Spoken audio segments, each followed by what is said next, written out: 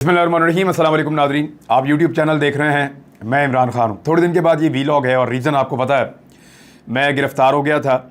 अब जिस केस में मैं गिरफ़्तार हुआ था उस केस के ऊपर मैं बात नहीं कर सकता। वजह यह है कि जस्टिस जनाब बाकर अली नजफ़ी साहब की अदालत के अंदर ये मामला गया और उन्होंने बुलाया फ़रीक़ैन को, और वहाँ पर इस मामले को हल निकालने के लिए फ़रीक़ैन को बाउंड किया गया और हलफ लिया गया कि जब तक ये मामला एक अदालत के अंदर चल रहा है और जब तक ये कानूनी मामला आगे बढ़ते हैं तो इसको पेंड किया जाएगा, और उस बीच में फ़रीक़ैन इसके ऊपर किसी किस्म की बयानबाजी नहीं करेंगे। बाकी आप लोगों को सब पता है, आपको आइडिया है कि हुआ क्या, कैसे हुआ, किसने किया, क्यों हुआ, वो सारा कुछ आपको पता है। मैं इस पर बात ज़रूर करूँगा, लेकिन जो हलफ मैंने लिया है उसको भी पूरा ज़रूर करूँगा। कुछ चीज़ें मुझे आपके साथ शेयर करनी है और आपको बतानी है, लेकिन सबसे पहले तो मैं शुक्रिया अदा करूँगा। आप सबका शुक्रिया, आप सबका दिल की गहराइयों से शुक्रिया। आप लोगों ने इस बीच में मुझे ख़रीदा है, मुझे आपने ख़रीदा है। मुझे नहीं पता था मेरे साथ बाहर क्या चल रहा है। अब जब आप पकड़े जाएं तो आपको क्या पता बाहर क्या चल रहा है, लेकिन मुझे आज सारा दिन वो देखने का मौका मिला। ईद का दिन है, आप सबको बहुत बहुत ईद मुबारक भी हो। मुझे सारा दिन देखने का मौका मिला कि आप लोग क्या कर रहे थे। मुझे देखने का मौका मिला कि मेरे दोस्त क्या कर रहे थे। मैं आप सबका फ़र्दन शुक्रिया अदा करना चाहता हूँ। आप इतने सारे हैं, मैं अकेला हूँ, मुझे आप सबके नाम भी नहीं पता, लेकिन जो सुन रहा है आपका बहुत शुक्रिया। वकला का बहुत शुक्रिया, बार्स का बहुत शुक्रिया। मैं जहाँ जाता था वो मेरे साथ खड़े होते थे, खड़े होकर पाकिस्तान जिंदाबाद का नारा लगाते थे। उन सब का बहुत शुक्रिया। पुलिस वाले पाकिस्तान जब मैं बोलता था तो जिंदाबाद कहते थे। मेरे नारे का जवाब देने के लिए पुलिस वालों का बहुत शुक्रिया। जितनी बार्स हैं वकला की, उन सब का बहुत शुक्रिया। जो सहाफ़ी खड़े रहे, डटे रहे, उन्होंने मेरा साथ दिया, मेरी हिम्मत बंधाई और इसको रिपोर्ट करते रहे, वाक़यात को बताते रहे, उन सब का बहुत शुक्रिया। मैं नाम नहीं लेना चाहता, एक का नाम लूँगा तो सबका नाम कैसे लूँगा मैं। आप इतने ज़्यादा हैं, इतने सारे हैं कि मैं सिर्फ आपका शुक्रिया अदा कर सकता हूँ। जिन सियासी शख्सियात ने आवाज़ उठाई, बात की, उन सब का बहुत शुक्रिया। मेरे दोस्तों का, मेरे रिश्तेदारों का, उनका भी बहुत शुक्रिया। सिविल सोसाइटी का, आम लोगों का, सोशल मीडिया पे आवाज़ उठाने वालों का बहुत शुक्रिया। और सबसे ज़्यादा शुक्रिया उन बुज़ुर्गों का, उन माओ बहनों का और उन लोगों का जिन्होंने मेरे लिए दुआएं की हैं, जो मेरे लिए आवाज़ उठाते रहे, दुआ करते रहे और उन्होंने मेरी हिम्मत टूटने नहीं दी। अल्लाह रब्बुल इज़्ज़त की तरफ से आती है जो भी आजमाइश आती है, याद रखिएगा, कोई किसी का कुछ नहीं बिगाड़ सकता जब तक कि अल्लाह रब्बुल इज़्ज़त ना चाहे। कोई किसी को एक लम्हे के लिए कुछ नहीं कर सकता जब तक कि अल्लाह ताला ना चाहे। और मेरा ये मानना है और मेरा ये ईमान है कि मेरा अल्लाह अपने आदमी के ऊपर कभी इतना बोझ नहीं डालता जितना वो ना उठा सके।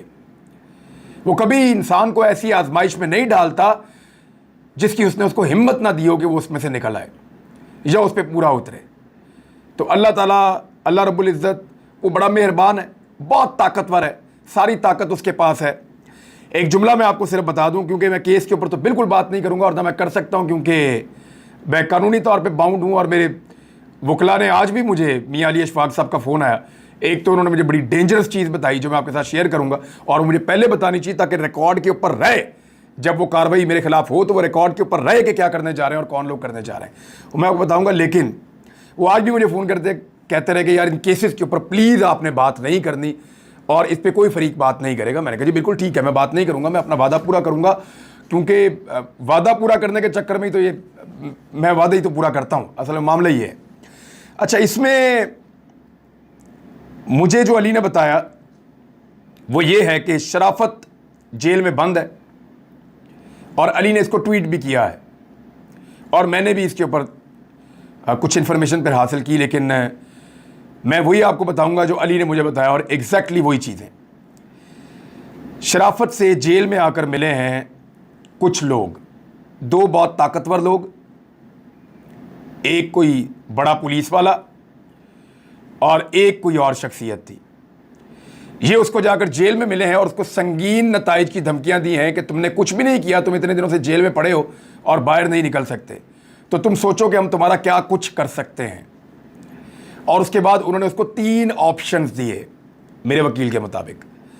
पहला ऑप्शन ये दिया कि तुम ये कहो कि किसी लड़की को इमरान रियाज खान ने कत्ल किया और कत्ल करके कहीं पे दफन किया हुआ है, ज़मीन में दबाया हुआ है। हम तुम्हें जगह बताएंगे, वहां जाकर तुम निशानदेही कर दोगे और हम तुम्हें छोड़ देंगे, फिर हम जाने और इमरान रियाज खान जाने। एक ऑप्शन ये दिया गया।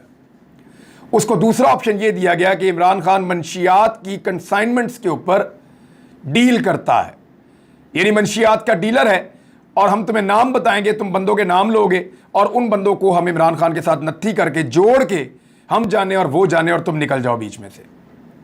और तीसरा ऑप्शन उसको ये दिया गया कि तुम ये कहो, अब ये मुबैना तौर पे ये सारी कहानी मेरे तक दो ज़राए से पहुंची है, लेकिन मैं जो बिलीव कर रहा हूं, मियां अली अशफाक जो मेरे कौंसल थे, जो सारे मामला देख रहे थे कानूनी और इस केस को लड़ रहे थे, मेरा बचपन का दोस्त भी है, इसलिए मैं उस पर बहुत मेरा ट्रस्ट है, तो उसने मुझे बताया कि तीसरा ऑप्शन ये है कि इमरान खान कलअदम तंजीमों की फंडिंग करता है।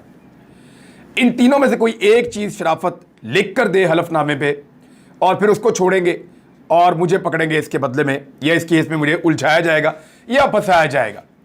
बाकी ये चीज़ अब हमारे तक पहुंच गई है, मेरी जिम्मेदारी थी मैं आपको बता दूं। अगर इन केसों में या इस तरह से मिलता जुलता कोई केस मुस्तकबिल में कोई बने या बनाया जाए तो आप समझ जाएं कौन कर रहा है, क्या कर रहा है, कैसे कर रहा है। वैसे इन चीज़ों से फ़र्क नहीं पड़ता। कुछ लोग ये कहते हैं कि सॉफ्टवेयर अपडेट हो जाते हैं। देखें, जिसके अंदर हुब्बुल वतनी की विंडो डाउनलोड हुई हो ना, उसको कोई सॉफ्टवेयर अपडेट नहीं कर सकता।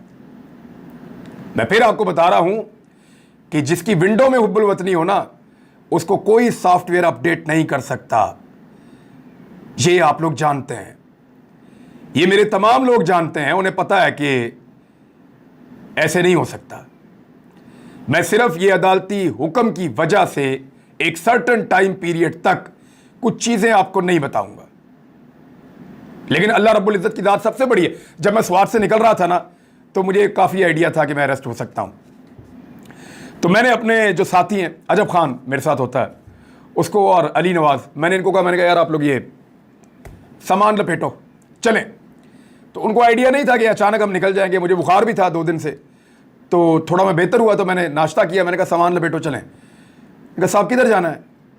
तो मैंने कहा चलो दुनिया को दिखाते हैं कि सबसे बड़ा और ताकतवर अल्लाह है। ये जुमला बोलकर मैं हल्फन आपको कह रहा हूं, ये जुमला बोलकर मैं स्वात से निकला था कि चलो दुनिया को दिखाते हैं कि सबसे ताकतवर और बड़ा अल्लाह है, और वही है। और मैंने इन दिनों में दोबारा इस चीज़ का एक्सपीरियंस किया। कोई एक्सपीरियंस की ज़रूरत नहीं है, सबको पता है। वैसे ही हमारा ये ईमान है। आप सबका एक मरतबा फिर बहुत बहुत शुक्रिया, बहुत शुक्रिया आपका।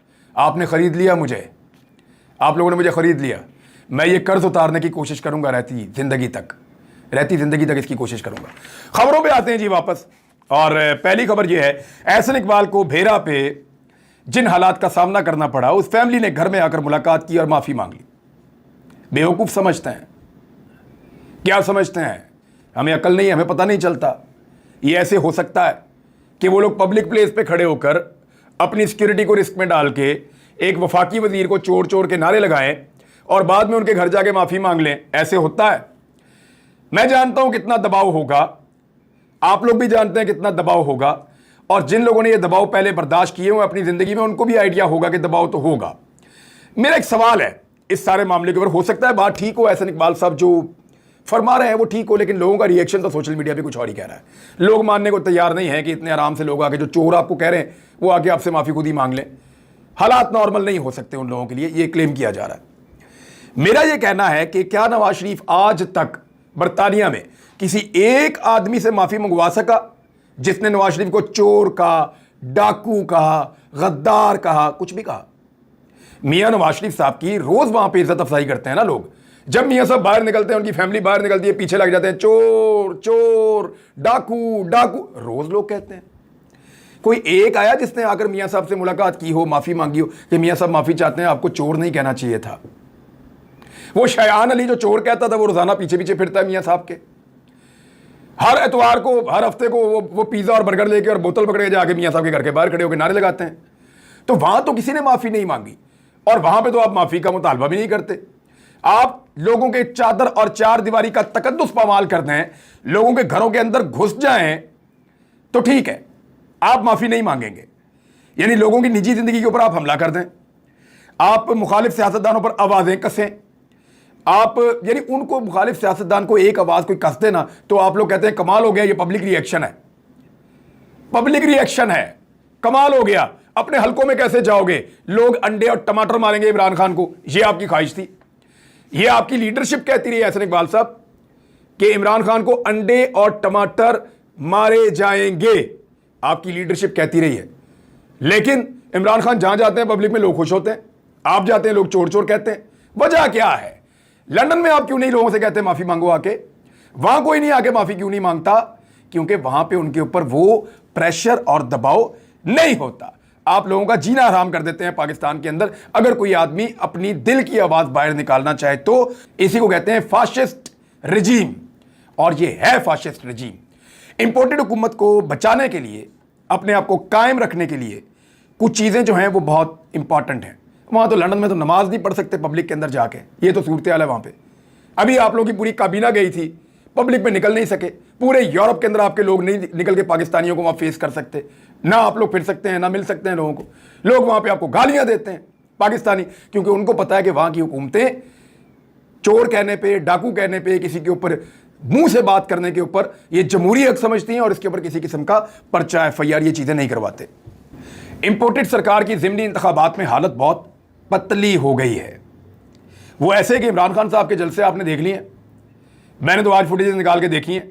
लोग कीचड़ के अंदर खड़े हुए हैं, बारिश के अंदर खड़े हुए हैं, जलसे कर रहे हैं और बहुत बड़े बड़े जलसे कर रहे हैं। उधर मरियम नवाज ने पूरा जोर लगा लिया, लोग निकलने को तैयार ही नहीं। जिन लोगों को जमा करके पूरे सरकारी वसाइल लगा के जलसों में लाया जाता है, वो भी कोई इधर फिर रहा है, कोई उधर फिर रहा है, कोई अपना खा रहा है, कोई पी रहा है, कोई आपस में बातें कर रहा है। लोगों ने अपनी अपनी पंचायत लगाई हुई है जलसे के अंदर। यानी यहां से पता चलता है कि लोग वोट डालने के लिए PMLN को तैयार नहीं है। अब उसका बंदोबस्त क्या किया जा रहा है? पाकिस्तान तहरीक इंसाफ ने बार बार इल्जाम लगाए हैं। बाबर ऐवान ने बाकायदा ये बताया कि हमने इन सबूतों को इकट्ठा किया और उनको देखा, और उसके ऊपर उन्होंने ट्वीट्स भी किए हैं।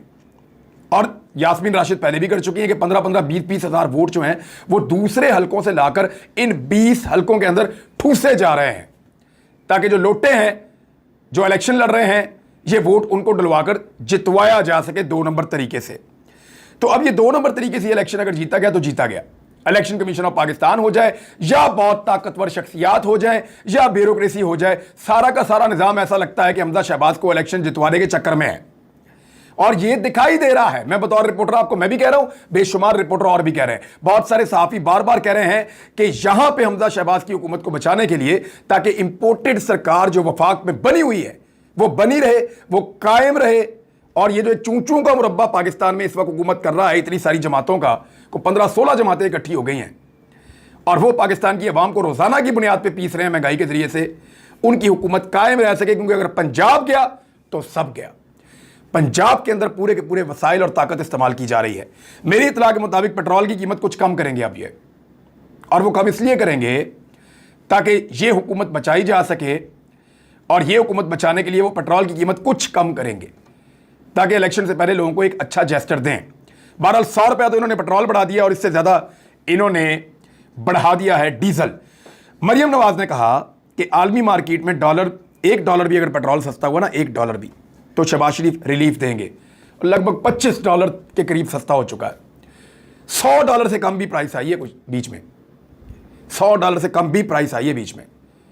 इन्होंने तो ₹1 नहीं बढ़ाया, ₹100 बल्कि बढ़ा दिया। यानी इतना झूठ, लोगों को इतना फ्रॉड, लोगों के साथ इतनी बेईमानी।